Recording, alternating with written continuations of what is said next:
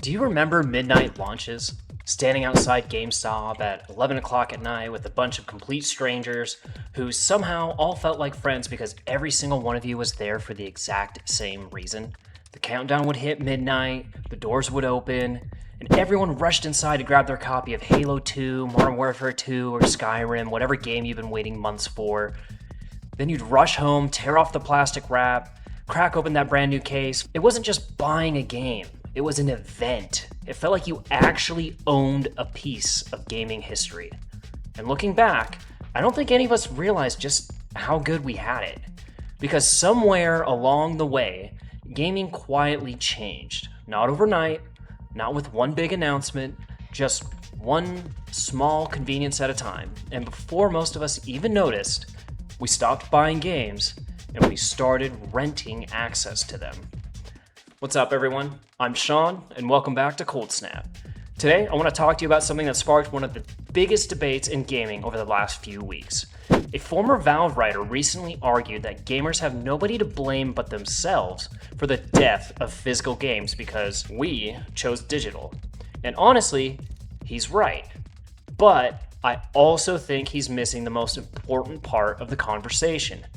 Because yes, we did choose digital. We chose instant downloads and Steam sales, Game Pass, but we didn't knowingly choose that we were giving up ownership.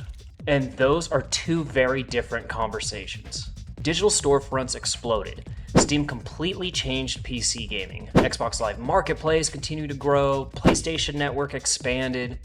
Nintendo joined in with the eShop. Suddenly, instead of driving to a store, you could buy a game while sitting on your couch. No waiting, no shipping, no scratched discs, just click, download, play. Honestly, it was awesome. Steam sales became legendary. Game Pass completely changed the value proposition of gaming. Digital libraries meant carrying hundreds of games without needing an entire wall of shelves. Consumers weren't stupid. We chose convenience because convenience is, well, convenient. Here's where I think the conversation gets interesting.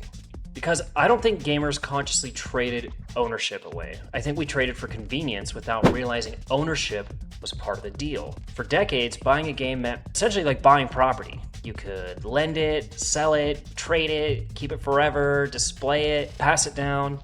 If you bought Halo 2 in 2004, you still own Halo 2. Nobody can decide one day that you just didn't buy and own it. Today, that's becoming less true every year. When you purchase many digital games, you're typically purchasing a license to access the software under the platform's terms, not the same kind of ownership people associated with physical media. If a game disappears from a storefront, if the server shuts down, if your account is compromised, your access may not be as permanent as that old disc collecting dust on your shelf. That's a fundamentally different relationship than what many gamers grew up with. Case in point, let's take the Nintendo Switch 2. You pay full price, sometimes $80 or more. You open the case expecting a complete game, and inside is just a game key that allows you to have access to the game. That's it. Think about that. You're buying something that looks physical, but still depends on a digital download to play. That's not what most people picture when they think they're buying a physical game.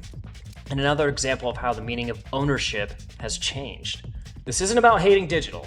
Before the comments explode, no, I'm not anti-digital. I buy digital all the time. Probably all of my recent purchases have been digital, honestly. But solving those problems doesn't mean we shouldn't also acknowledge what we gave up.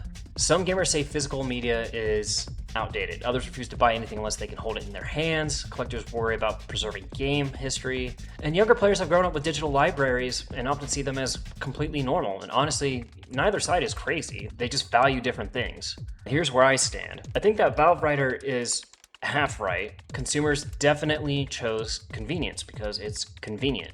But consumers didn't knowingly choose to lose ownership. Those are completely different things. Example, nobody walks into GameStop saying, hey, I'd love to lose the resale rights to this game I purchased, or I'd love to lose lending this game out. I'd love to depend on servers forever. Digital solved a lot of real problems, but physical solved different ones too. We should be asking if there's a way to preserve both convenience and ownership. At the end of the day, the real debate isn't physical versus digital, it's ownership versus convenience. So, did gamers choose digital? Absolutely. Did we knowingly choose to give up ownership? I don't think so. And maybe that's a conversation we should be having all along, because physical games were never just about plastic discs sitting on a shelf. They were about knowing that when you bought something, it was actually yours. What do you guys think? Did the industry simply give consumers what they wanted? Or did convenience slowly redefine what it means to own a game? I'd love to hear your thoughts down in the comments. If you enjoyed this video, consider subscribing because I've got a lot more gaming discussions on the way. But until next time, with Cold Snap, that's a wrap. Peace.